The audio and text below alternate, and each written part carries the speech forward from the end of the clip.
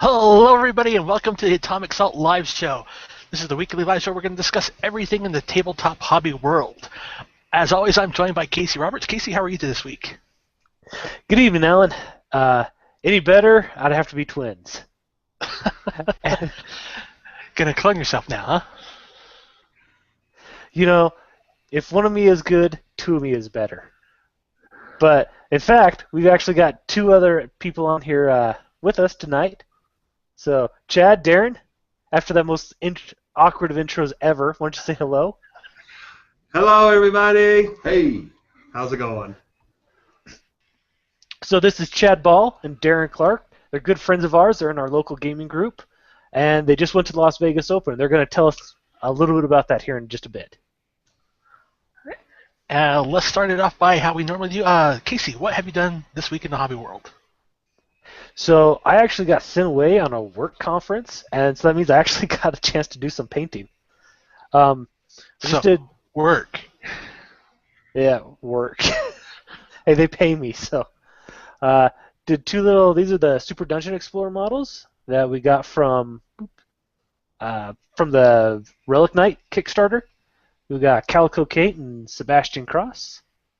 These guys are actually just base coated, but they still turned out pretty nice. They're only game pieces, so I might just go and give them like a single round of highlights just to kind of make a few things pop, but kind of as they stand, I'm pretty happy with them. I think they look nice. So, what about you, Alan? You do anything? I did not do any gaming this weekend. I did prime up the Shield Breaker from Wrath of Kings. Oh, okay.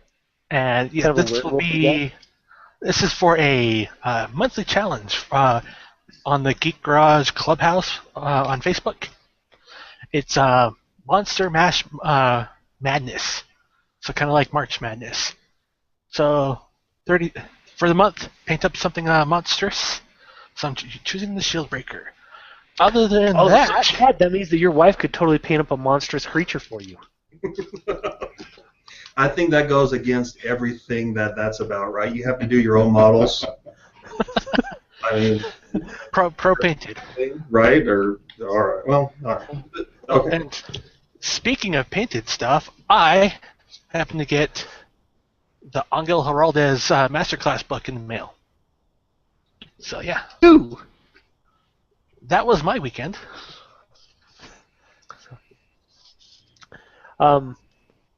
I really want to talk about this, but at the same time, we've got other stuff to get to.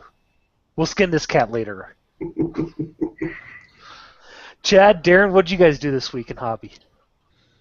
What did we do this week in hobby? Well, we just came back from the LV freaking O is what we just did in the game in the hobby world. And then other than that, I just cleaned up. I had to clean up the table before my wife divorced me.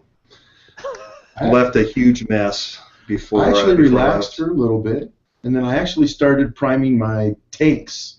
And I'm going to paint them the same way I started with the drop pods. So I've got the itch to start painting again, so I'm off and running again. Okay, are these going to be predators or I've what? Got 3 land raiders that need painted up, and then I've got 4 just regular tanks. You can make them razorbacks or rhinos or put the sides on them for predators. Whatever I'm feeling that list weighs. Pretty cool. And guess what, Casey? I got plans for my 3rd Storm Raven, so pretty soon I'll have the 3 Storm Ravens with that formation. I need to start buying Riptides, like a lot of Riptides. I don't know how successful it'll be, but it'll be fun painting them up. Good deal. So, unless there's anything else you want to get to, Alan, should we just start talking about LVO? Sure. I mean, these are our intrepid group here that just recently came from the Las Vegas Open, hosted by Frontline Gaming, correct? Correct. Yes, they did an amazing job. Absolutely amazing. Now, this is year 2, correct? Yes.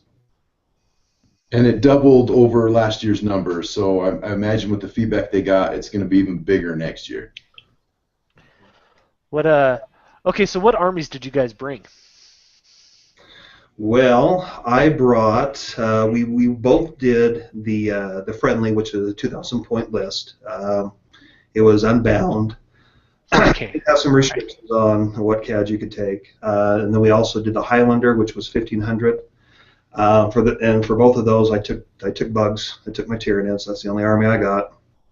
And then I took my Blood Angels. So for the 2000, I went with 11 drop pods, MSU Army. So there was about 24 total units in my army. And I just kind of picked and choose what I already had there for the Highlander. So it wasn't as successful with the Highlander, but the list was fun to paint up and use. It was a lot of fun.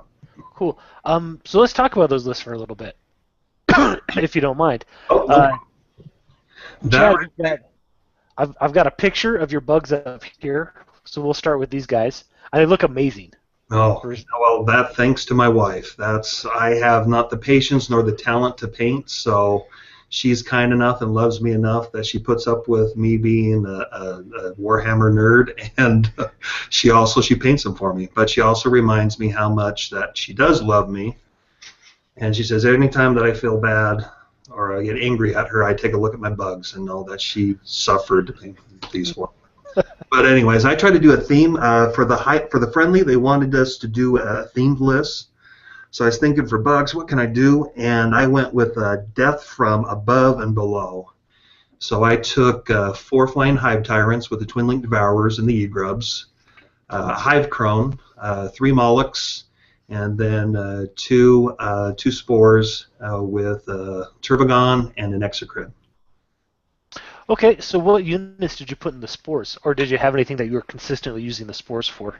I was for the Turvagon and for the Mama Bug, and also too I took 3 rippers, deep striking rippers too, to fill it out.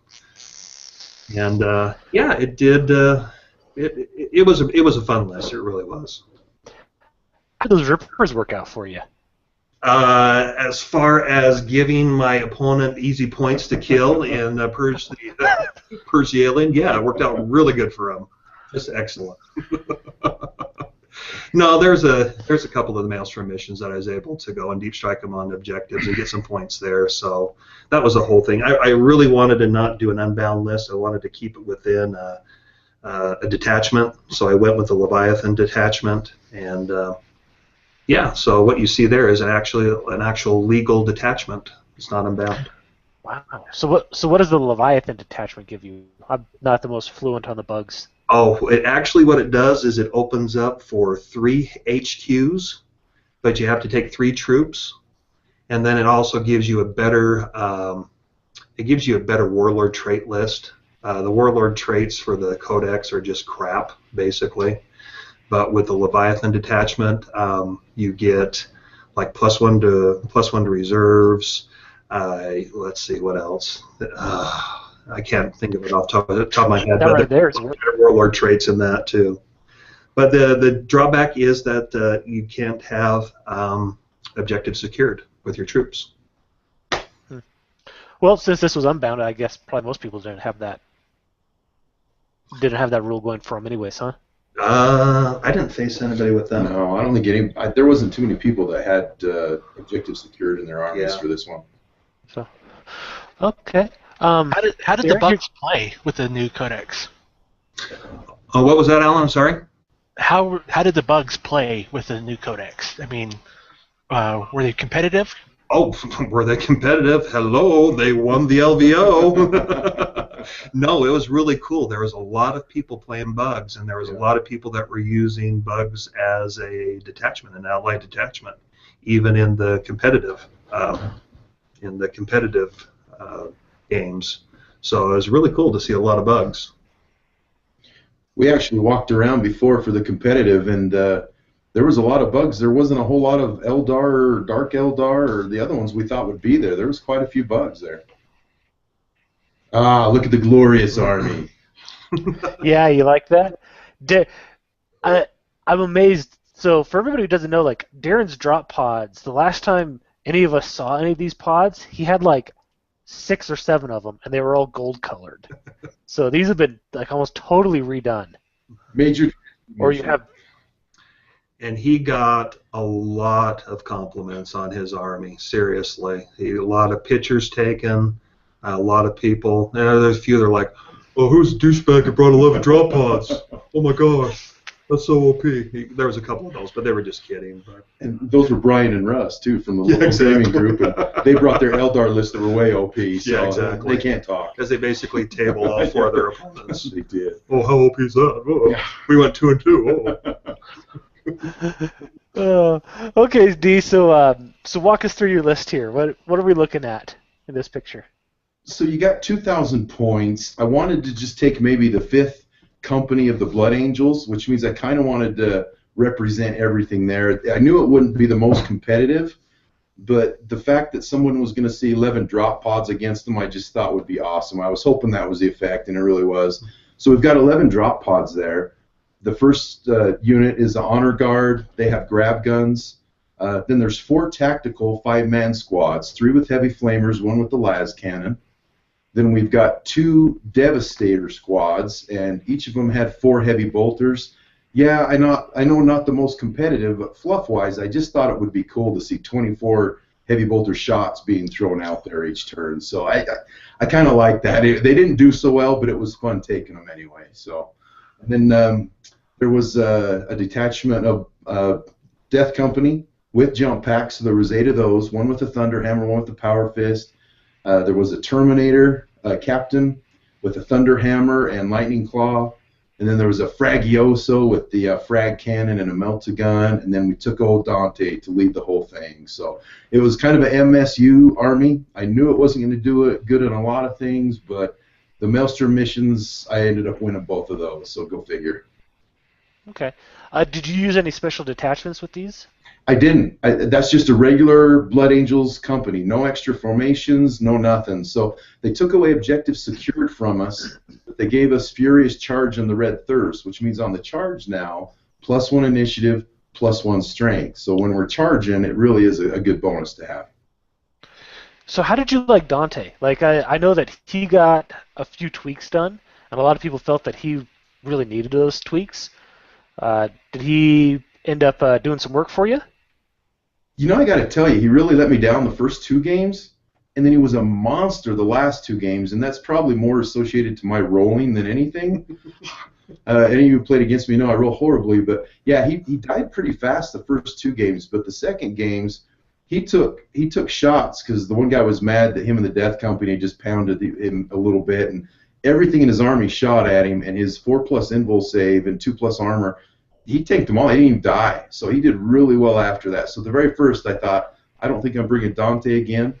But then he made up for it the last few games, and it was kind of fun to have him. I needed something that could take on great big monsters, and so he was going to be my monster killer. So I would take him for 220 points. He's definitely worth it. Okay, so I got one question. In the lower left-hand side of this picture, there's one guy, and he's around a bunch of gold guys, but he's like white and red. Is that like, who is that? Sanguinary Priest. Okay. So with the Honor Guard, you know, we lost our Sanguinary Priests as choices for elites, and now they're only HQs. But the Honor Guard still has one inside of him. So he allows the 5+ feel no pain on it. You can't take many extra weapons with him, but to have a 5+ feel no pain is a pretty good option. Okay, so I guess the most important question is, did your Fragioso kill anything in Overwatch? Not too many people charged him, so no. He's taken that honor before, but no, he didn't kill too many in this one. But again, he got me first blood a couple times. He's just a brutal thing to drop down, and the nice thing was I had the choice. I could save him till later, but every time he was in the first wave that came down, just destroying things. He's well worth it. He usually dies before I get to the second round. So he may have already died a couple times to even have a chance not to Overwatch, but he did really good. He's always fun to take and scary. Okay, so all right, those are the armies you brought, and you said you played. So okay, let's roll this back then. So you guys, you drove down to LVO then, right? Yes. Or did you fly or private jet? Oh, I wish. We wish we had a private jet. No, we drove. We rented a car, And we've pretty much filled up a Chrysler 200. We filled up the trunk and we filled up the back, about half of the back seat. Didn't think that we had that much stuff, but by the time we took all the models and everything, it added up. But we drove down there. We pretty much just talked the whole way. We totally blew by Cedar City. We're going to stop at Cedar City to eat. Next thing you know, we see a sign that says, "Oh, St. George, 40 miles away." What? Did we just pass Cedar City? I think I've almost blacked out twice from laughing so hard. So I almost did, but we had a good time all the way there.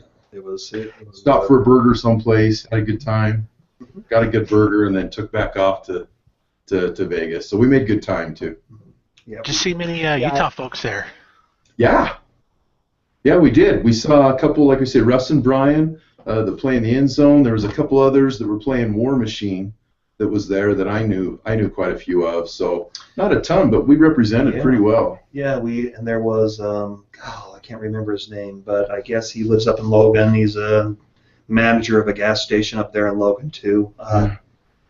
Shoot, I can't remember his name.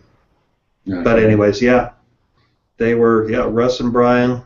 They were awesome, funny guys. Yeah, it was fun. It was good times. We represented well. We're hoping there's more of us next year. Yep, no doubt. So did you guys stay at the hotel where the event was located? We did not leave the hotel that the event was located. we stayed at the Flamingo, and we got there that night, and after I woke up from my 2-hour nap, we went to get some food. So we walked out of the hotel, down the sidewalk, and saw a sign that said food court, pointing back into the Flamingo. We went back in there and saw we don't want to walk anywhere. So we ended up staying in the hotel. We didn't even leave for food. We ate at the Flamingo every day. Every day. We didn't sightsee or anything. That was home. Was there a lot of drinking at the tables? Not a lot. It wasn't too bad at all. So now they did have the beer hammer that night and the pub crawl the night after. So I heard there was some good times on that. In fact, a funny story with Brian. It was the second day, and it was right before Beer Hammer. There was Brian, and he comes to my table, and he's holding this cup, and he's like, "I am so hammered. I am so hammered. This thing is almost completely vodka. It was a Mountain Dew can. I'm going to be in trouble." And this was before Beer Hammer. So needless to say, we talked to him the next morning, and I don't think he remembered too much. No, pretty rough. But they said they had a good time, Adam. So Darren, you tried to take a nap. Chad, did you draw a giant penis on his face or something at least while he was sleeping, or war paint? It intimidates my opponent. They call me dickhead. No, I did not. I did not take advantage of him. Even though I was tempted at least 2 to 3 times, I did not take advantage of him. He knew the revenge factor would be coming his way since we had to spend a few days together. So that was a smart move on his part. No, I felt bad for him, seriously. He'd spent trying to get his armies ready. He was up late, 3 and 4 in the morning. So there wasn't a lot of sleep about 4 or 5 days before we went to LVO. I had 55 drop pod doors to weather, 55 drop pod fins to weather, and then still get everything else done. So. But you want to know the really cool thing about LVO is that the games didn't start until 11 o'clock. They knew very well that people were going to go there to party. They're probably going to be nursing some massive hangovers in the morning. So everything just started at 11. They had early check-in on Thursday, and we actually we got there about 6:30? Yeah. And they had check-in. It was starting at 8 or 7, from 7 till midnight. So we were all situated. We were all ready. Yeah, we didn't have to go early that Friday morning. We just went about an hour before our game started and set the figures up. So it was good. How were the painted miniatures there on the tables and the Draconic Awards, if you saw those? All of them were amazing. I mean, I don't remember one figure not painted. I mean, for the friendly event, every army had this beautiful theme and had conversions and was painted well. When we walked around the competitive, same thing. We saw a lot of beautiful armies on the table. So I wish we could have taken a picture of every one. I sent a couple pictures to Casey. There were some armies there that were just gorgeous. But it was really fun to line up and have 2 beautiful painted armies duking it out. So it was really cool. What were some of your favorite armies that you saw there? Oh, The orcs. Oh, that orc army. I think I sent you a picture of that orc army, Casey. He ended up winning like third, I think. So there were some others that I guess were better, but it was just amazing. The detail, the weathering that he had on it with the stompers, the trucks, and everything else. So just a beautiful display board. I mean, he had some of them with LEDs, and it was pretty tasteful. I mean, there were some of the models that just went overboard with the LED, but you know, just really tasteful LEDs on the bomber, and it was pretty amazing to be able to just see both armies painted.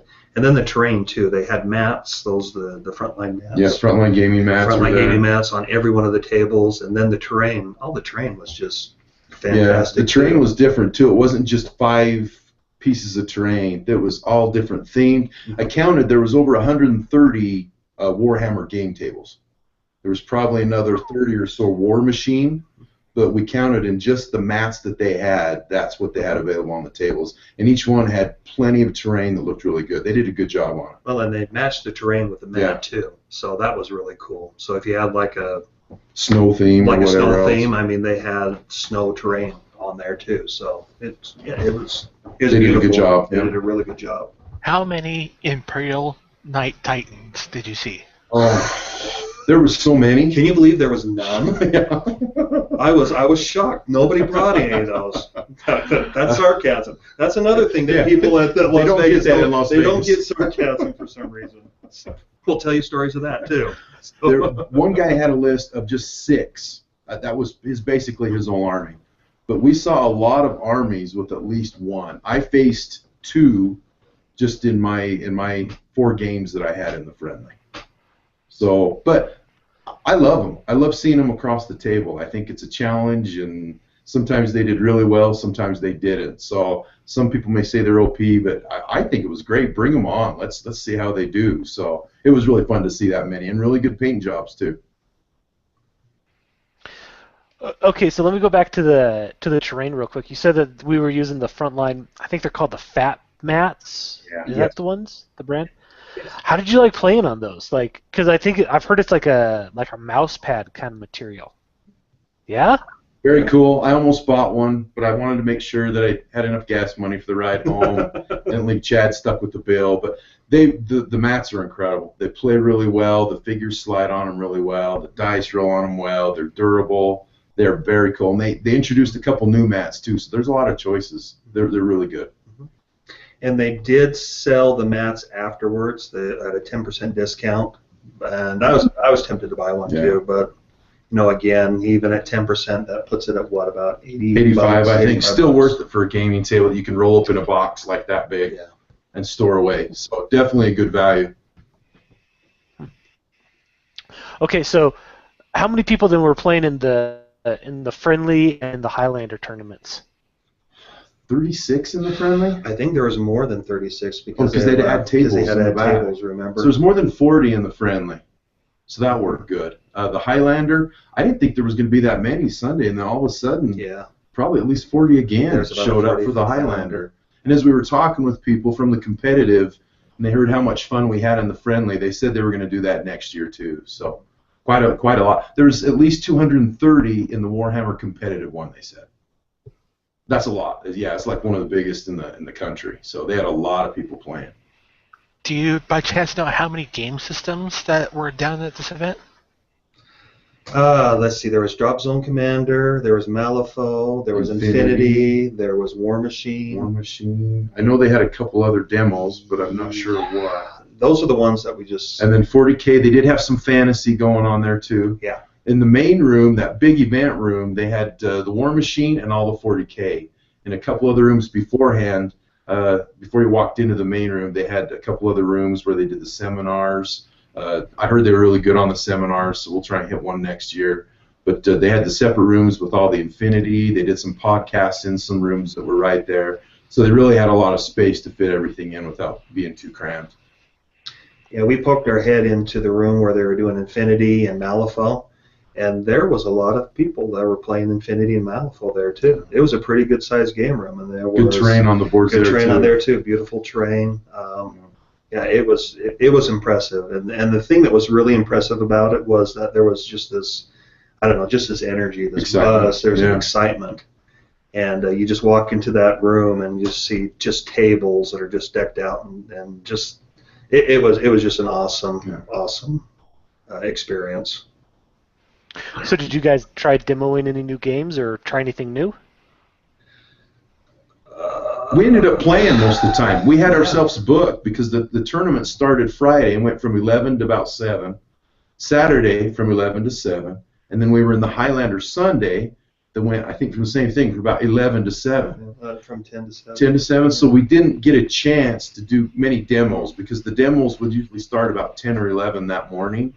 So it was just maybe a lunch break, would get to go see some of them. So in hindsight, we were talking maybe not do a game on Sunday and then just walk around and do a bunch of demos and seminars that day. And that was really it was too much. I think so. For doing the Highlander, we wouldn't do the Highlander. We would just save Sunday just to enjoy the rest of the convention. Yeah. Maybe get your seminar, maybe just do some pickup games. There was a lot of guys that were just there that we were made friends with that they brought their armies and they were just doing pickup games there. It had been cool to play them. Or watch, they had the final 8 for the competition playing on Sunday, so you could have went and watched those games and seen the figures and maybe learned some tactics too. There was so much to do. I wish we would have more time. Yeah, and that's the good and bad thing about it is that they gave us enough time to finish the games. For the friendly, we had 3.5. It was like 3 hours to do the game, do a 2,000-point game. So we weren't rushed. Everybody was able to finish their games, and we were still able to just shoot the bull and just to really have a good time. The friendly games were a good time. Yeah. Good. All 4 of the people I played were awesome. They all had great armies. We could talk and admire figures and not worry about if we're hurry up and going to get the game done. It was a great time. So the bad thing about it is, we've got enough time to play the games, but then we don't have enough time then afterwards to go and catch everything else.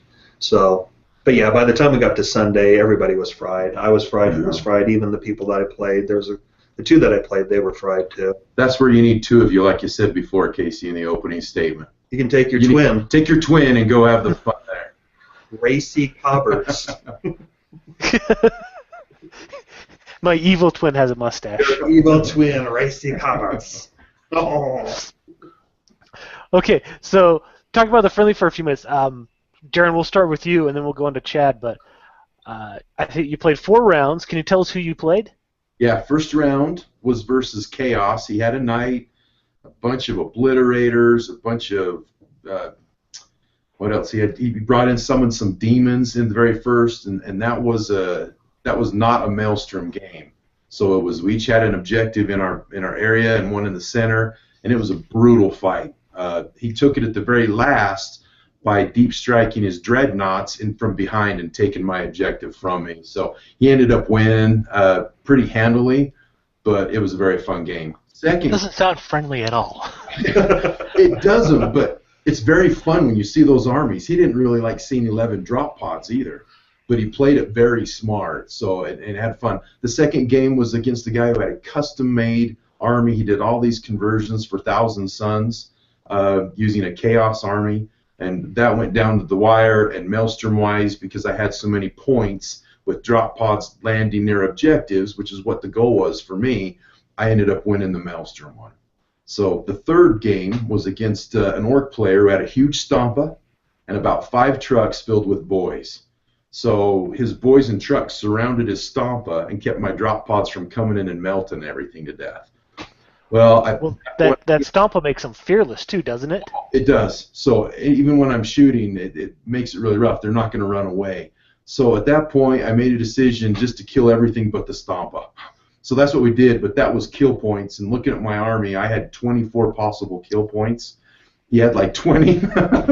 So by the time we were through, I had a few figs left. He had the Stompa and 1 truck.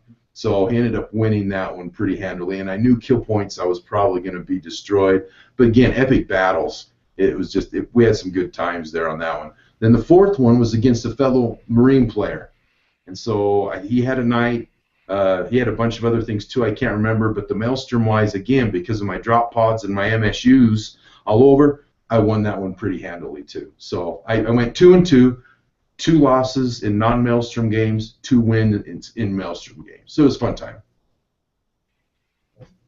Good deal. Okay, Chad, same question to you. Why don't you walk us through who you played and how you did? All right. So the first game I played a Dark Angel army, a bunch of deep striking Terminators, and he brought one of the space potatoes, the flying space potato. I don't know what it's called. That's what it looks like. I don't know. But anyways, that one, you know, if you put enough shots into Terminators, they're going to roll ones. And that's pretty much what happened. And I ended up tabling him in like the 4th or 5th round. The second game wasn't so good. I played Eldar, and it's a little bit intimidating when they're rolling more psychic powers than I am. He had a Wraith Knight. He had some, he just had a bunch of just tough stuff. I don't know what he had. He had special units, though, didn't he? Yeah, he had special units. There was I don't know. Anyways, it was not pretty, to say the least, and ended up losing that one pretty handily. The third one, I played a Blood Angels list. That one, if it would have went another round, I think I could have got him. This was Purge the Alien. If it would have went at least 1 or 2 more rounds, I could have had him because it started out really slow, and with those rippers, I was just giving him points away, you know, and so that one was pretty close, but I ended up losing that one. And then my last game, I played the guy who did the conversion, the Thousand Sons conversion, and that one, I tabled him pretty good. I tabled him in 4, so. Again, all of the guys that I faced were just awesome. I mean, just super friendly. There's no good sports. If you forget to do something, or would even remind each other, "Hey, you sure you want to do that? I got this gun. Yeah. Oh, thanks for the heads up." Exactly. Really good games. Mm-hmm. And just really good people too. I got a couple of dice from a guy. You know, it was pretty cool. Wait, you were holding another man's dice? No, he gave me some dice. I think it was the Eldar guy. And now get this. He worked for Intel in China. He retired. He was probably in his late 40s, if that. He retired to Hawaii.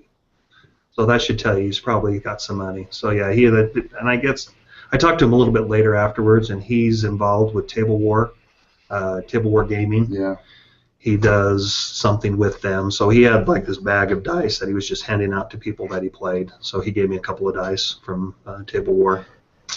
He actually just felt so sorry for beating Chad so bad. He had to give him something. Oh, seriously. He bet me at the table and had his way with me.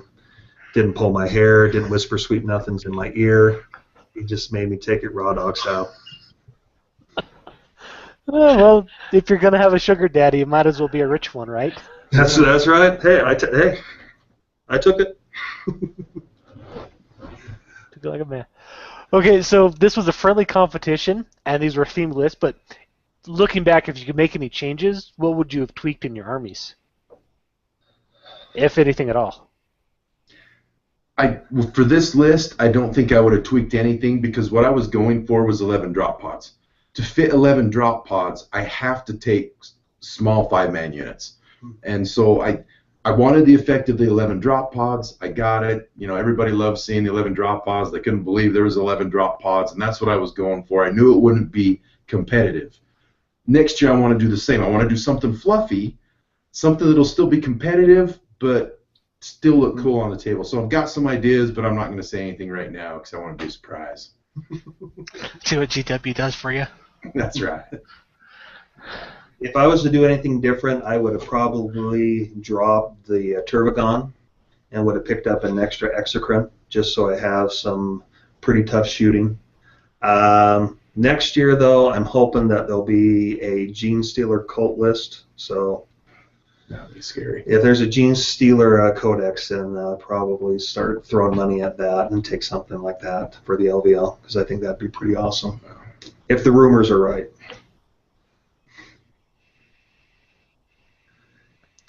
Okay, so I guess I know you guys don't want to talk about this, but let's talk about the Highlander. Okay, It was okay, and I think that was my very first Highlander game. I haven't done a lot of Highlanders, so realized that I had to take, again, 11 drop pods to the LVO. I already had 2 baskets full of stuff. I didn't want to take a whole new list with more stuff to put in the car. So I pulled from what I had existing-wise, and where you can only have 1 of each kind, that means I had 10 drop pods that I couldn't use. So I ended up just getting jump packs and putting them on some guys that could take them. So it wasn't very competitive. I knew it wasn't going to be, and it happened pretty much exactly like what I thought. When you have jump packs that fall from the sky, you get shot. So that's pretty much what it was, is get shot as you move along. And I put up a fight for a couple of them, but still ended up losing all 3. And my heart wasn't in it because I knew it wasn't as competitive a list. So maybe I'll take a competitive list to maybe a local tournament and see if I still like the Highlander format. If I do, maybe I'll keep playing it. If not, I just like being able to pick from whatever you want instead of being limited to 1 of each. So I'll give it another try. But again, there was so much going on at the LVO, the seminars, the demos, the competitions. I would have rather just had that day to do some open gaming and just walk and enjoy everything else they had. Because the friendly was the cherry on top. That was awesome. That was kind of like an afterthought, and so I would have done things differently that way. That's my take on it. I don't know what yours is. Oh, well, no, it's the same thing too. I wish I would have. No, there's I met a fellow bug player there. We hit it off. He had brought his army. He didn't do any of the competitions there, but. He was there Sunday. He set up his army. He was trying to get a pickup game. It would have been cool to be able to do a pickup game with him. And, 2 of the players that I faced, well, actually, all the players that I faced were also in the competition. So they played 6 games already. And 2 of those guys were like, you know what, I'm fried, dude. And luckily they were cool. So we spent a lot of time just talking, during the game. And, but, again, their hearts really weren't in it. My heart really wasn't in it. So I think it's fine. It'd be okay, like Aaron said, just to do like a local, just by itself. But to do back-to-back, I don't have the fortitude to do that. I really don't. You need a sandwich in between. Yeah, I need a sandwich. Big man. Yeah. Big man.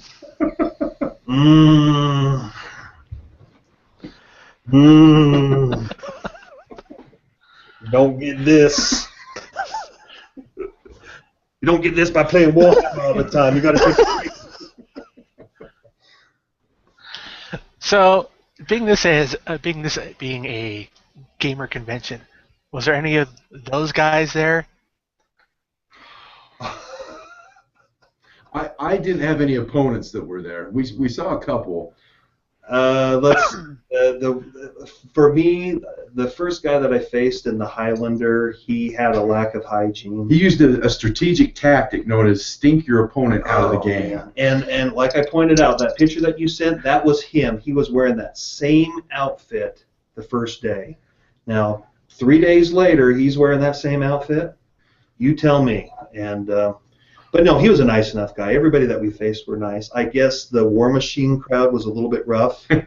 I heard a lot of complaining, a lot of calling for the judges. In fact, one of the funny one was, I'm sitting there playing my game, and all of a sudden, this guy at the War Machine table is like, Judge, he's doing it again. He's doing it again. And this guy comes, he's like 280 pounds, comes waddling up, and he's talking to him, and as he's walking away, he's turning back going, oh, and I mean it, and I mean it, and I mean it. So I guess it was pretty just a lot of problems, a lot of issues with War Machine people. So not in the friendly, though. In the friendly and Highlander, just good sportsmen. I mean, like I said, we left, I think, with each other's emails, and some of them are in Texas, some of them are in Washington. If we ever get a chance, we'll go there for some tournaments. They'll come here. Made some good friends, and just, yeah, good people. It was worth it for sure. Yeah, and the buzz about the friendly, too. And a couple of people that we talked that were in the competition, they're like, yeah, we heard the friendly was just awesome, and they were going to do that next year. So, yeah. Get your reservations None of early. those guys very often, anyway. No, not that we saw. Yeah. What? Did you guys see any sisters' armies? Hey, sister soul, sister soul, sister. Hey, that's a good segue. Yeah, Hey. that's a good segue. So we're walking around looking at armies, and we actually do, and it was painted pretty well. It was a sister army. But as you know, Chad and I break into songs sometimes. So we saw the sisters, and we started singing, "Hey, sister soul, sister." And the guy that owned the army turned to us and said, "They are not soul sisters." And I'm like, "No, dude, I was just singing a song." And he's like, "No." He picks up a figure and goes, "They are not soul sisters." At which point I conceded and said, "You're right, they're not soul sisters." And we slowly backed away and went on our way there. They are white. They're white. You are right. They are sisters. white. We are sorry. But I think there was only 2 sisters' armies there, and both of them were painted well. Really, really cool looking. So they represented a little bit. And that was cool too. The competition. Whatever you do. Go ahead, Chad. Oh, I was just going to say that was really cool. The competition, just a lot of armies. There wasn't just a lot of Eldar. Yeah, a lot of variety. There's a lot of variety. One guy had 50 scouts with his army. I mean, just a diverse thing. You would not play the same army twice. There was a lot of different armies, so it would have been fun to play a lot of the different armies to see how well you would have done. Absolutely. How was the prize support for this event? Oh, The prices on it? yeah, the prize support, the prizes. It was good. Yeah, I think they did. I think they did well. They did well. Yeah. What's the tournament that they have Frontline Gaming has? The ICO or the ITC? ITC, is that what that is? I guess it's just a series of competitions, and they total all the scores, and they crown a winner at the end of that. The person who won that got a $2,000. Yeah, $2,000 for that one, and they had a lot of prizes for the 40K tournament one. Yeah. Carry cases and prizes, cash vouchers, certificates for the vendors that were there. For the friendly, I can't remember what they had. There was $100. I think Russ won $100 for the LED light guy or Green Man designs he could have used. I won a Callistra, just a random prize drawing figure holder that carries 108 32 millimeter figs, so that was really nice. Yeah, he got one of those KR just card cases. It's about $50. Yeah, I looked online at $61. Yeah. So that was just for the random drawing. But they gave away paints, a whole box set of paints to some of the ones that were nice looking. I think they had some good prize support. I don't think that's why people were playing, but it was nice to have a bunch of prizes, and there was at least 8 different vendors in the very side of the room that you could walk and see. Green Man was there. I own a bunch of things from Green Man. He's got a lot of great stuff. Who else was there? KR was there. Yeah, well, let's see. Battlefoam was there. I actually wrote some others. Yeah. Green Stuff Industries. I picked up a really cool template. I don't have it with me, but it's a 3-in-1 template. It's got the large blast, the small blast, and the flamer blast all as one. It was really cool. That was it was a cool one. Yeah, some other things too. They had these clicker counters that you could use for wounds too. Mechanical War Horse was there with some terrain stuff. Cromlech, I think. I wrote some down because I knew I wouldn't remember them all. Prados Games, Callistra, Green Stuff Industries. So there was a lot of stuff you could pick up there and buy for a pretty good discount there at the games. Cool. All right. Well, I gotta say, what was your guys' for each of you? What was your best moment? Well, we had a lot. I better not hear anything about showers. Okay, you're talking about the games, right? The tournament. Okay, because we had a lot of. I don't know. Am I? Yeah, no. Oh, okay. Oh, sorry. All right. So with the tournament itself, no, for me, it was just the value. I spent a lot of time on the Army and the drop pods, and I was hoping that people would think it was going to be cool. And when I set my Army up an hour before we played on Friday, there was a lot of people just walking around and just making comments, and that's what I was looking for. I wanted to have a nice, good-looking Army there that people would say, "Oh, I want to play that Army." So when I got that feedback all weekend, that's what I went for. I mean, that was a good moment for me. That made it all worth it to not sleep and to do everything that was on it. So that was my best moment there. We had a lot of funny moments, but that's what I was going for, and so I got it. So I was happy. And I would say my best moment was, it was just really just everybody that I faced was just good guys. I mean, just really good, solid guys. And probably the most memorable one was a guy that was from California, kind of your California dude, Surfer dude. kind of surfer dude. I get there and he's just like, "Oh, how's it going, dude? Hey, I hope you don't mind, and everything's okay." And just really just easygoing type guy. And we just ended up. He had a farm there in California, and he liked raising organic stuff, organic crops and fruits and stuff. And we just really just ended up talking more than playing. And it was really funny. It was the end of the fourth, and he was like, "Whoa, dude, I forgot. I had a Wraith Knight."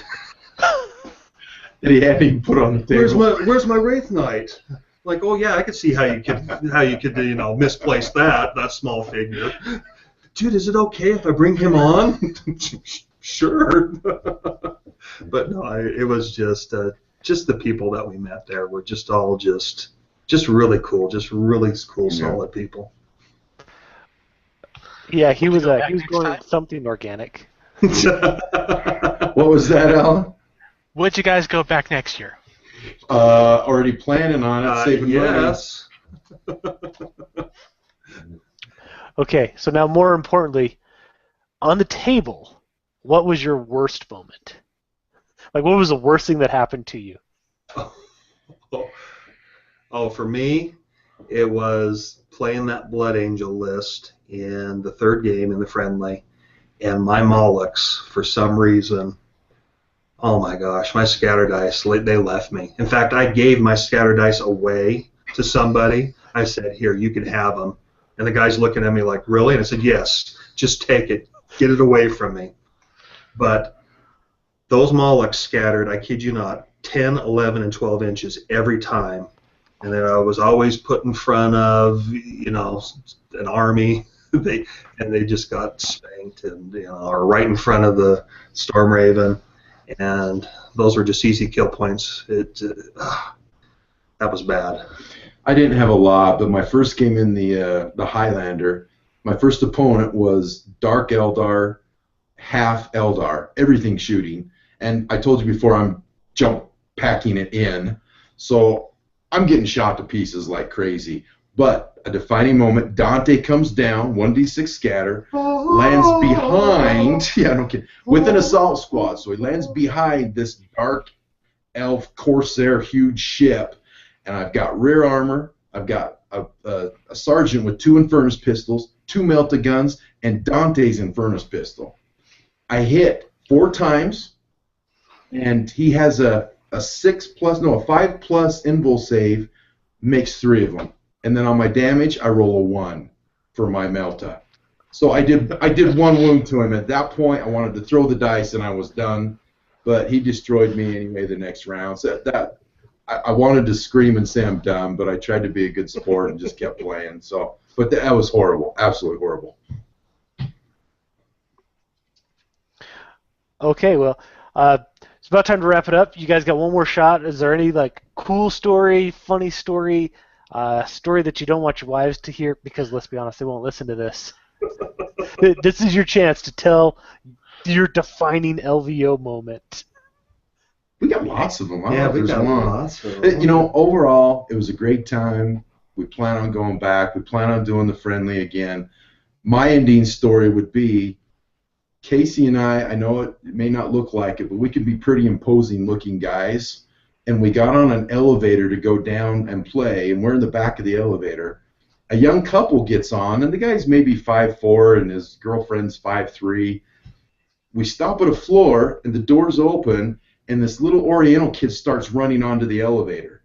He looks up and sees us, and we look back, and his parents are back there looking at us and tell their kid to come back. They'll take the next elevator. So as the doors shut, I look at the young couple and the guys right there, and I say, "Looks like they were scared. I think it was you two that scared them."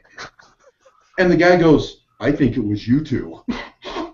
He didn't get the sarcasm at all. And I'm like, yeah, that's what I was saying, is I'm pretty sure it was us that scared them off. And so Chad said it was our Godzilla moment. They saw Godzillas and they ran away from the Godzilla! Oh, Godzilla! No, come back. Anyway, okay, that's my ending story for it. Sarcasm is lost in Las Vegas. How'd they find us? They followed us to Las Vegas! Holy shit! Somebody grab Tommy! We got to go! Get back here! Get back here! Two ugly Godzillas! One with a beard! Oh, jeez. It was funny. It was good times. We had those moments every hour. It was pretty funny. But good time overall. And I have to do the other story. So the second day, we'll end on this story. So the second day, we're heading down for our games, and we decided that we're going to take the long way. And we're walking down the halls, and as we turn the corner, I noticed there's somebody to my left, and it was a woman in a towel.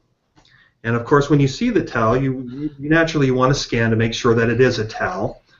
Well, she was more concerned about keeping her top half covered than her bottom half. So it was like, holy cow, that's a naked woman in a towel. So we just kept walking. I'm turning back, looking at Darren, and the lady was following us as we were walking down the hall. And I'm like, oh my gosh, what's going on here? Does she need help? Maybe we should stop for help. I don't know. Maybe she wants money. I don't know. We didn't know what to do. We didn't know what to do. Yeah, she needed help, but if we go back to help, that doesn't look good either way, because now we're helping a lady in a towel, so just keep walking. Yeah, exactly. Is it a sting operation that's going to be happening? Are we going to end up arrested? I say. She had a big old smile on in the towel. It's like she waved. We're like, yeah, what was that? Yeah, she wasn't like, like shocked or anything. It was just like, hey, I'm just hanging out in a towel. And, yeah, you can see my JJ. That's great. Just two of the many stories we had over the weekend. Exactly. 4 days. So what you're saying, Chad, is she could sense the animal magnetism that was coming off of your tyrannids. That's right. Off of Chad. No. Yeah, you want to know something? You think Like, I'm going to give me a Moloch. You're gonna be all like suave and debonair and be like, hey, how's it going, baby? But when that actually happens to you, you panic, and that's pretty much what we did. We just kept walking. Oh my gosh, she's following us. Keep walking. We didn't see that. We didn't see that. But, we went the long way after that just to make sure it wasn't a fluke. She didn't show up after that. Just because she could have been in distress. We thought about it. She could have been locked out of her room. She could have needed help. Maybe a larger towel. I don't know. She played it very well if she was locked out of her room. And by your opponents to distract you. Mm-hmm. That's right. Yeah. Speaking of which, that was the other funny moment too. Is that they had basically booth babes there passing out drink tickets, and it was quite the social experience there for a lot of those gamers. They weren't able to talk. They really weren't able to make eye contact. It was pretty interesting, nonetheless, to see that. Didn't know how to really react towards the ladies. Once again, they were all up on that Moloch, weren't they? No, actually they weren't. I don't know. I think they were. There's this guy right here. If his nickname's Moloch, it's this guy right here. He was out there. It's the Clark curse. We don't want to go into that. This show's almost over. Oh, that's true. That's a whole different show right there. Are you guys actually allowed, legally, to go back to Vegas after this? Yeah. We'll use different names next year and maybe disguises, but we're allowed. Yeah, we'll be okay. Oh. Good deal. All right, well, I think that's about all we got time for, guys. Alan, why don't you take us out of here? All right. Well, thank you, too, for coming on to the show. Really enjoyed. This was hilarious. I look forward to doing the LVO next year. And probably Feast of Blades with you guys this year, if you guys are going.